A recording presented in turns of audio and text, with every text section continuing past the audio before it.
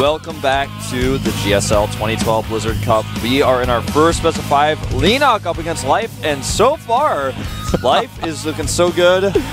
Wasn't she shocked? She was looking good too, but she was a little bit shy.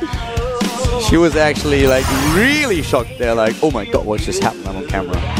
Well, famous, Mom, I'm on TV. That's what Hydra's saying right now. Mom, I'm on TV. His mom's like, oh, the mom queen is just like, oh, Hydra Johnny, it's okay. Every Zerg's on TV these days. There's always Zerg versus Zerg to be had. Yeah, there's so many of them. You're not special, I'm sorry. We're living in prosperous times. Well, Live with a 2-0 versus Leenock in the best of 5, so a very good lead for him. Same was true yesterday against Dong Ragu, but DLG was able to come back. Can Leenock do the same thing? Yeah, we'll see, man. I feel like Life is just a little bit too strong. He just looks more dominant than yesterday. Unstoppable today, you're right. He looks more dominant than yesterday. It looks like he's ironed out any sort of kinks in his play. He didn't really seem to make very many mistakes at all in last game. He did have that one time where he ran his Lings into a Baneling. That's like the only mistake I could find. Yeah, and you know, this happens like... It happens to almost everybody. Yeah, it's just so easy to slip for a second. You have to macro, of course, you have to do something in your main base. Just jump back once and then you miss this one time, the Lings, and I don't know. It's just like, in the greater scheme of things, it's very insignificant. Belcher Vestige is map number 3, Leenock versus Life at the Blizzard Cup 2012. It could be our last map in the first semi-final. Let's see if Leenock can come back into the series.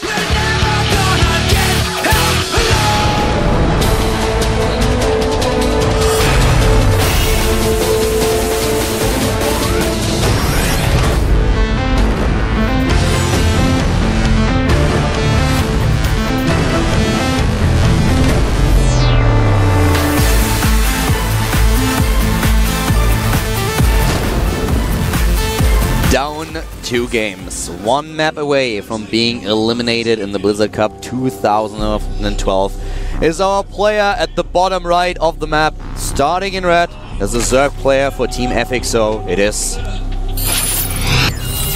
FXO Leenock. Leenock. Cheer for him if you are a Leenock fan, because he needs your support.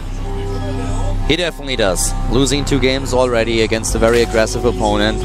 Starting to the top left in blue, we have the StarTale player, one of the youngest and strongest players that we have in Korea.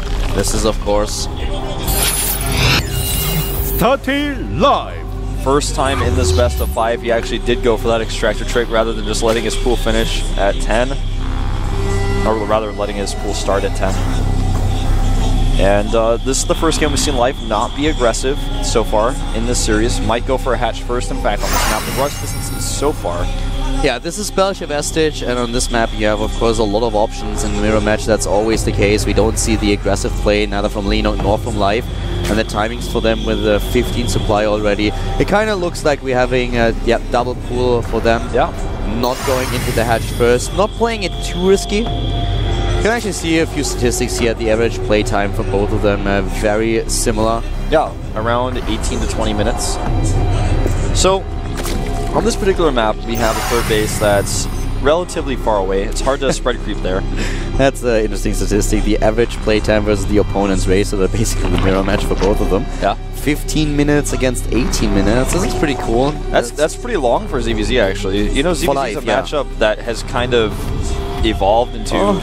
That's a 3-minute difference, so Leenock definitely a bit of the more aggressive player in this matchup. Usually, this time in the series, it's not really true.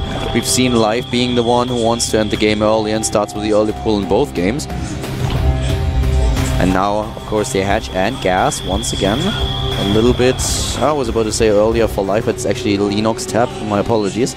Leenock with the extractor already, Life just a tiny little bit later here. Yeah, this is sorry. I was just saying, yeah, the gas seems to be kind of the factor that Life has in these games so far. In game 1 and 2, he had the earlier gas and ran with it. Yeah, this time we have just a bit of a different build. We don't see the early aggression. Both players are happy to just bring this one into the late game. And That's exactly what we are going to see here. Unless one of those players is trying to hit a mid-game timing, we have of course always this Ichan style approach where you go for a very Zergling heavy attack with the speed. A little bit unlikely at this point with both of them still droning up and not getting too many Zerglings here. Speed has also not been started for Leenock or Life. Leenock has the gas but not the minerals. Now here we go. Yeah, there's the speed. They're not going to get a little bit of scouting information here. Queen was off duty, but she's got 2 Ling buddies, but they kind of messed that up. She could have potentially denied the scout, but you'll be able to click on the gas. Yeah. And well, in the last 2 games, we didn't really get the chance to give you guys a few information about the recent past. I'm not quite sure if all of you watched the group stage. If not, you can always check out the VODs on gomtv.net.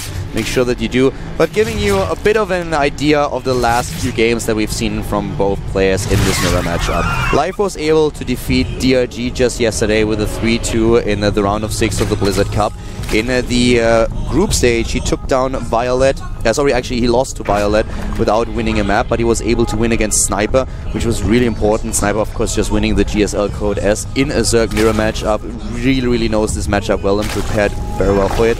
And if you just ignore those games, we have still a lot of wins for Life in the ZVZ at the GSL World Championship, where he took down Nurchill, he took down Vortex, he won against Scarlet. So a lot of ZVZs just in the recent past. This is a time where we have a lot of mirror matches. ZVZ, PvP, and PvZ are kind of dominating the scene. Terrans are falling a little bit short these days, so this is definitely a matchup that both of them play quite a lot. Yeah, this is very true. You know, when you make it to the finals of a tournament these days, you're playing a lot of ZVZ, whether it's in the actual finals itself or towards the finals. Now, we have a lot of aggression coming out here from Leenock. 5 Baneleys coming down, and Life has seen this, of course, with his Overlords, so he's making his own reactionaries early. This is actually just a ploy by Leenock to get his faster lair. He starts his lair now. He's not expecting to do a ton of damage with this. He knows he's going to do a little bit. He's already preparing for a potential counter-attack, and this is really smart here. He tries to put on the aggression. Oh, Baneling's not dying here, wasting 1 Baneling life, that is. Leenock getting into the main base, at least trying to. It's close, but now he loses everything without doing a lot of damage. He basically lost everything without doing anything there. He could have done so much more, but there was like a moment of miscontrol. May have had all his units on 1 hotkey. But the big point here still being that we have the lair tech halfway done now for Leenock, and he is setting up a defense at home. Yeah, he's got a good defense with the spine and the Baneling there, so this counterattack that Life is really hammering out right now is not really going to be too big of a problem for him. Well, it shouldn't. The question is, does he have the Banelings? And he only has 2 against 15. So he needs to be really careful here, but he tried to set up this defense already when he was attacking, so he expected it. Oh man, Leenock is in trouble. He's supply blocked, in fact, right now. He's making 2 additional Spine Cores and 2 additional Banelings, but Life wants to take the 3-0 and he's running in here. He's running in, he's trying to end the game early. Look at all these. Oh my god, he takes down the Spine Core, not going for the drones at all, but now we don't have a defense anymore. And those Zerglings are killing drone after drone. The drone lead right now is currently 4 life, but only by 3. He needs to take down more of them. Yeah, he needs to take down a lot more of them, in fact. And Leenock, with those 2 Banelings, has a pretty nice defense. It's hard for Life to actually commit. I'm not quite sure if it was really the right decision to commit this many Banelings to this attack. He could have used the Zerglings to take down the Spinecrawler. But he has in agreement with you. He has the follow-up though, and this is scary. The Spinecrawler is doing a lot of damage, but he kills additional 2 drones. Not quite worth it, I feel, but in the overall scenario, he just has so many. Yeah, it's such a huge supply lead again. And this is in drones as well, 15. I would be really worried for Leenock if the Roach Run was done right now, but in fact, it's just now starting, so Leenock had to make a lot of defensive Banelings, which was a lot of gas spent for him, so his tech was late. He goes for the Spire. That ends up being his final choice here. It's his final answer. The Lings try to get into the main base. Not able to do this, so. The thing is, Life committed so many resources and so many Banelings to this attack, and he only killed 8 Harvesters. He killed the Queen as well, and a lot of Zerglings, but in the end, that was not the best trade for him. But paired with his great macro at home, this just works so well for him. He has an amazing lead in Harvesters, and even though Leenock has the faster tech, Life is going for a strategy that could completely kill Leenock. Now he's going for the Nidus network, and he has a few Overlords that are in the vicinity of the main base. I think with the forward Nivers, that's all that he needs. Nidus, exactly, and you know, I was saying earlier, I'd be really scared for Leenock if the Roach Run was done, The reason why is because it was so behind that he didn't make it during that attack, so the Roach Warren meant that Leenock should have enough time to defend. But with the forward Nidus, everything changes. He actually will be able to put that Nidus up very quickly, right in the front. Yeah. He saw the Spire. That's why he gets all these additional Queens. And the Queens will, of course, be at the front with the Nidus network. If Leenock doesn't see this early, Life will be there with Roaches, with Queens. And I'm not quite sure if Leenock is ready to stop this. Well, look at that. That's a perfect place for the Nidus, right at the third base. He's going to sweep into the side, take that third base out. He's actually got his own drone ready to take a third, and Leenock sees this. Leenock's units are out of position, in fact, right now. He's going to lose a Queen at the front. And the Zerglings are now running in at the same time, an attempted run by into the main base of Life, but Life is ready, and here come the Roaches and the Queens. He's just going to go right past the third base. He wants to knock down these Spine Crawlers at the front. The Queens, though, are really key here to fight the Mutalisk. He has to fight with the Queens together with his Roaches. Yeah, he needs all of them, and at home we have additional Queens being built for Life. He wants to have a bit of anti-air, and this is such a massive attack that Leenock has to be really careful. The Queens are a little bit slow, though. Here they come, and of course Transfuse is going to be really important. Leenock targets down the Banelings with his Mutas. You're so right about the Transfuses. The Queens now starting to fight, but they need to target the Mutas, not that Overlord. Oh, one Baneling gets in. Yeah, Spiker number 1 is done. The second one on its way. I think he might. Well, he might be able to throw this off, but if Life goes in and takes down these drones, then it doesn't really matter anymore. Yeah, Life still did not start his third base. Leenock's run by actually killed his drone. Look how many drones are dying. Yes, those Queens are going to be eliminated, and the Mutalisks then can take care of the Roaches, but Life is already setting up a defense back at home, transitioning into Hydralisks, and he killed so many Harvesters. He killed 23. The drone count is down to 30 for Leenock against 50 for Life. He's still stuck on 2 bases. There's a Baneling run by, though. Oh, Life doesn't see it. Doesn't matter. Only 2. It was some of his gas drones, though, so since he didn't realize that, he is going to have to start to figure that out. There are so many things in this game. Life with the Baneling attack that didn't do as much damage as he wanted to. It did a fair amount, but the macro that he had in his own base gave him such a lead over Leenock in Harvesters that Leenock's earlier Spire tech and those Mutalisks didn't really matter because Life was going for the aggression with the Nidus network, a strategy that he has shown over and over again. Then he focuses down the drones while the Mutalisks are busy against the Queens, takes the Harvester lead, and you can just see that with every single decision that Life makes, he gets a tiny little bit farther ahead in the game and is now at 112 supply against 80. Leenock has a sick Mutalisk count with 15. And he hesitated with the Mutas. Is he actually going to get the Hydras out in time? Barely not. He doesn't even try. Yeah. You know, he doesn't even have to. He knows that those Mutalisks can't kill him. No, they can't kill him. He went into the Nidus knowing, hey, if you leave this Nidus here, I can actually attack you with my Hydras, but decides not to go for it. 4 more Hydras coming out, and you know, the supply is 50 up for Life, but more importantly than that, I feel like the composition is so much better. Leenock's supply, so much of his army supply is actually in these Mutas. Yeah. In fact, basically all of it is, and that's not useful against a Hydralisk army. And let's just look at what we have here. We have now the Nidus in the main base. He needs to scout this. He'll stop it. The important thing here is that now Leenock with the Mutalisk has the map control. So Life might have the Hydras, but he can't do too much with them at this point. We need to have a forward Nidus for his opponent, or at least an angle of attack. And there we go. As soon as the Nidus is there and the Mutalisks are out, the Hydralisk cannot engage anymore. And we already have a few Infestors now for Leenock that he's just building. They will help him a lot, but those Mutalisks alone, they are just not able to stop this. But the problem is that Life doesn't get those Hydras out in time. There they come. Yeah, if Leenock had gone straight for the Nidus, actually, he should have been able to kill it before the Hydras came out, but instead he went for the units. He wasn't able to kill the units either. The hatchery is dead. Leenock is in so much trouble now. Life wants to end this series 3-0. He's coming with not only 16 Hydralisks, but he's also got 6 Queens, 91 army supply to 58. Oh, the Roach Warren for Leenock is almost dead, but that's not important. What's important are these Infestors. He needs to actually use them to slow this attack down, but even if he slows it down, can he stop it? The Hydras have so much range. The Hydras are moving in right now, as do the Roaches. The Fundals are good. Here come the Transfuses. There are so many Queens, it's actually sickening. There are 8 of them and they have energy. They're using it now for one Transfuse after another. There are so many Spine Crawlers. Life is trying to break through. Leenock has a defense setup that might just be able to stop Life here. This is so close. All the Hydras doing the damage from the back. The Queens are good for Transfuse. The Mutas coming in from a good angle. But it looks like Leenock is now running out of Mutas. He's run out of Spines. He has 9 Mutalisks left. And there is another forward Nidus network where there are still a lot of Hydralisks and Zerglings in. He needs to get those out on the map.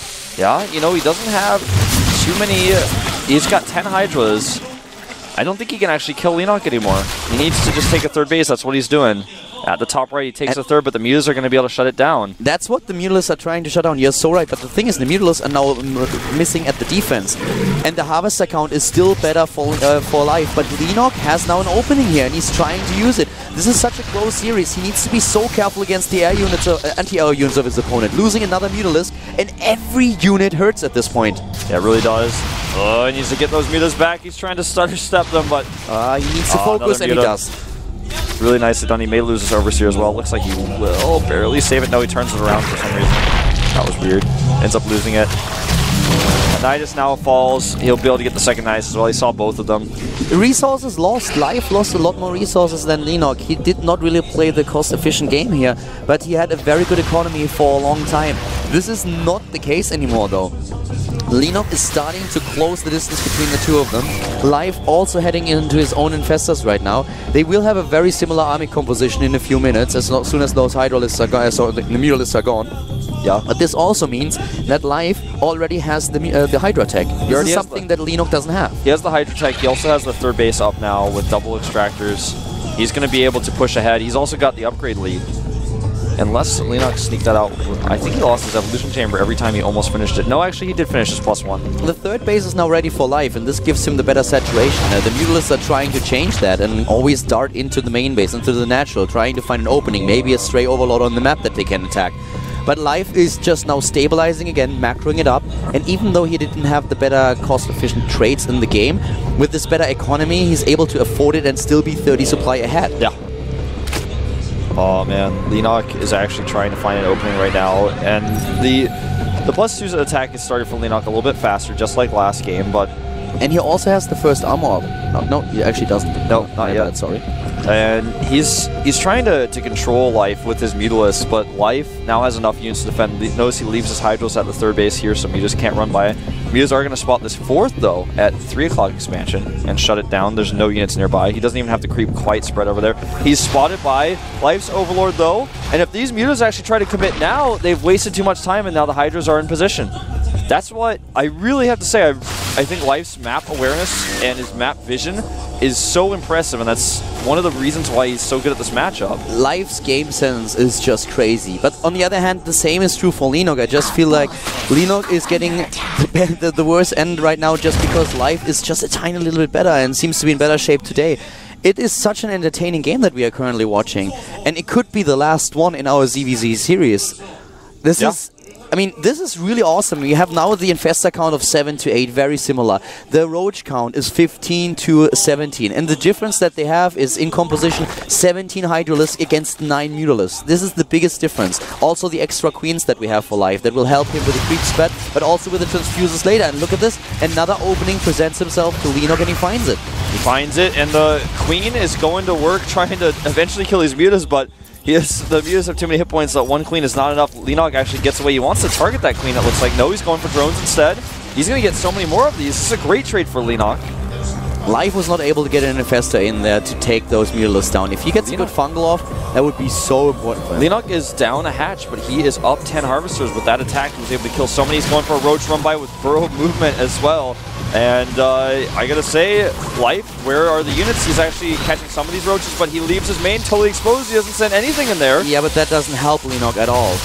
That doesn't help him. The reinforcements will be there, and Leenock just lost a huge chunk of his Roaches. And yes, he's once again going in at the natural, but Life wants to end this game here. He does not want to go into another round of workers. He wants to end the game. And with Leenock losing this many units now at the top left, also the Mutalisks still being occupied there, Leenock will not have a lot of units to defend. He needs to rely on the Spine Crawlers right now and on good fungals and a good engagement.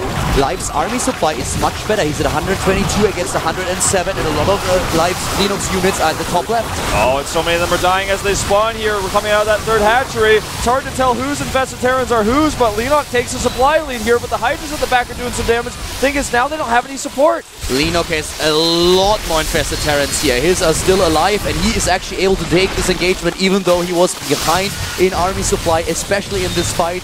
His use of energy was just way better, and also the position with the spine crawlers to back it up. Life is losing everything here, and he does not have the economy to back it up. This was his attack, this was his move. He wanted to end the game right now, and he's down in Harvesters at this point with 50-9 because his bases were exposed when he moved down. He has to GG. He's got no follow-up plan. He's got a bunch of hatcheries that are empty. Life decided when Leenock attacked drone after drone that it's time to end the game, to move down, because he had the better army supply in a good composition, because Leenock lost units at the top left and still had the Mutalisks there. But the defense for Leenock that he set up with the Spine Cross was just too much. GG. Leenock is not going to be 3-0'd here. We saw this actually similarly yesterday. We had a player lead. Going into the third game, it was reversed. We had it go all the way to the fifth game. We'll see if something like that happens in today's DBZ as well. It was a crazy back and forth game. It was really entertaining. Both players with great decision making, very different strategies. Nidus networks. On the other hand, we had the Spire attack with the Mutalisk, with a lot of spine crawlers to save them. So a very, very good game that both of them played here, and pretty awesome to watch. I'd like to see in this next game, Life with a tendency to be a little bit more patient with his aggression. You know, in the last game, he attacked into all those spine crawlers, and Leenock was able to hold his infestors, and that's where the comeback started, I feel. You know, Life had a huge lead in this game, and he tried to end it. Leenock just proved to be a bit more patient, as you already said, and the defense was something that Life could not really deal with. Several times he tried to break through, and that was where Leenock killed more, was able to get the more cost-efficient trades, and Life just got pressured up to a point where he said, okay, I'm taking it now. And he could have played it a little bit slower. Yeah, he had a good lead there, but it was a pretty cool game. It was a really, really entertaining match. I'm repeating myself here, but this is exactly what we want to see in a Zerg versus Zerg. And Whirlwind is going to be now our next map. It's going to be the 4th map, and I just hope that we see a similar game to what we just witnessed. We'll see. I'm really excited because this map has a really open area, not only at the expansions, but in the middle of the map as well. We may see a longer early game here. Leenock is down 2 games. He took the 3rd. Can he take the 4th? This is the